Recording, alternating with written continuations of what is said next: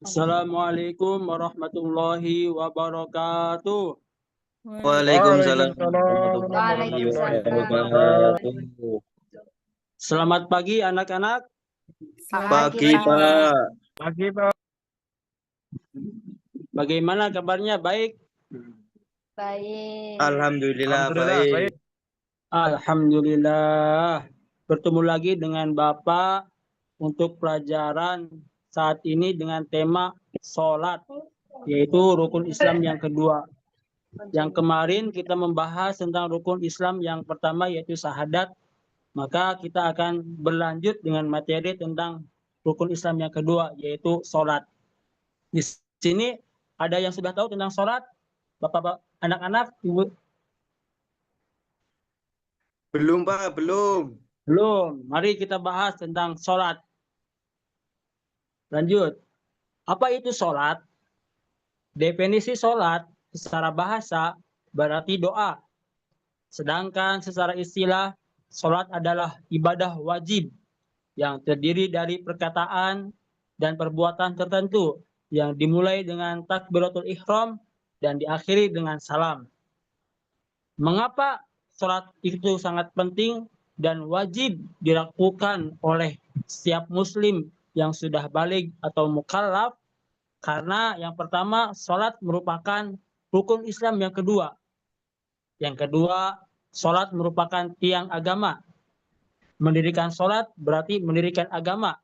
Meninggalkan sholat berarti merobohkan agama. Yang ketiga, yaitu amal pertama kita yang dihisab adalah sholat. Walaupun sebaik amal apapun, walau ketika sholatnya kita tidak benar, maka percuma amal kita tidak akan dihisab. Yang selanjutnya yaitu kita akan membahas tentang rukun dan syarat sholat. Ini merupakan kunci agar kita diterima sholatnya. Syarat sahnya sholat yaitu pertama, kita harus suci dari hadas kecil dengan berwudu dan hadas besar dengan kita mandi wajib. Dan juga kita harus suci badan, pakaian, dan tempat dari najis. Yang kedua, kita harus menutup aurat. Menutup aurat sesuai dengan ketentuan syariat. Bagi laki-laki dan perempuan memiliki batasan yang telah ditentukan. Yang ketiga, kita harus mengetahui waktunya dan melaksanakan pada waktunya. Ketika kita mengetahui waktunya dan melaksanakan di waktunya, maka kita tidak terlepas atau kita akan dapat menggugurkan kewajiban tersebut.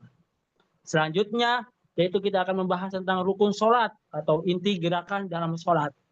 Rukun sholat yaitu ada 18 anak-anak. Dalam kitab Fathul Qorib atau kitab takrib itu ada 18. Yang pertama, kita harus niat. Yang kedua, kita harus berdiri bila mampu. Yang ketiga, yaitu harus membaca takbiratul ihram. Yang keempat, yaitu membaca Al-Fatihah. Yang kelima, kita harus ruku. Yang keenam, yaitu kita tumaninah dalam ruku. Yang ketujuh, yaitu kita i'tidal. Dan yang kedelapan, yaitu kita tumaninah dalam i'tidal. Yang kesembilan, kita sujud. Yang ke-10 yaitu tumaninah dalam sujud. Yang ke-11, kita duduk di antara dua sujud. Yang ke-12, kita tumaninah dalam duduk di antara dua sujud. Yang ke-13 itu duduk akhir atau duduk tasahud akhir. Yang ke-14 yaitu membaca tasahud akhir di dalam duduk tersebut atau membaca at-tahiyat. Yang ke-15 yaitu kita membaca salawat kepada Nabi Muhammad SAW. Yang ke-16 yaitu salam, membaca salam pertama. Yang ke-17 ini bisa dikatakan ada dua pendapat, boleh tidak dilakukan atau boleh dilakukan, yaitu niat keluar dalam sholat. Yang ke-18 yaitu tartib dalam melaksanakan rukun-rukun tersebut. Selanjutnya anak-anak, ada berapa hukum atau ada berapa sholat fardu yang kita wajib dilakukan setiap harinya? Ada yang tahu anak-anak? Ada 5, Pak. Wah, benar. Apa aja itu? Subuh, zuhur, asar, maghrib, isya. Betul sekali. Saya di sini ada lagu tentang sholat, yaitu dengarkan anak-anak. Sholat Pak. subuh ada 2 rakaat, sholat duhur ada 4 rakaat, sholat asar 4 rakaat, sholat maghrib 3 rakaat, sholat isya 4 rakaat. Udah hafal anak-anak? Itu wajib dihafalkan dan PR buat anak-anak. Yang selanjutnya mungkin nanti untuk pertemuan selanjutnya. Sekian dari pertemuan Bapak sampai nama-nama sholat dan waktu pelaksanaan. Apakah ada pertanyaan dalam pertemuan sekarang, anak-anak? Ada Pak. Apa tuh? Apa tuh? Tadi tumak ninah dalam tasyahud itu tumak ninah itu apa ya Pak? Oh, tumaninah yaitu berhenti sejenak di takdir subhanallah. Ya, kita harus ketika tasahud, ketika iktidal, ruku, sujud itu kita wajib tumaninah yaitu berhenti sejenak di qadri subhanallah. Dan itu dengan kira-kira kita mengucapkan subhanallah. Jadi kita dalam sholat jangan terburu-buru lah. Oke lah kita mempersingkat sholat, tapi ya ada tumaninahnya, jangan ditinggalkan karena itu bentuk dalam rukunnya sholat. Kalau kita meninggalkan rukunnya sholat, maka kita akan batal sholatnya atau tidak sah. Paham? Anak-anak? Paham Pak. Bagus. Selanjutnya ada pertanyaan nih dari Bapak.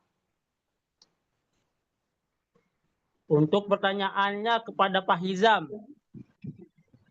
Bagaimana respon anak-anak atau Pak Hizam ketika mendengarkan adzan? Bagaimana Pak Hizam? Ketika kita mendengarkan adzan, bagaimana respon panjenengan pun?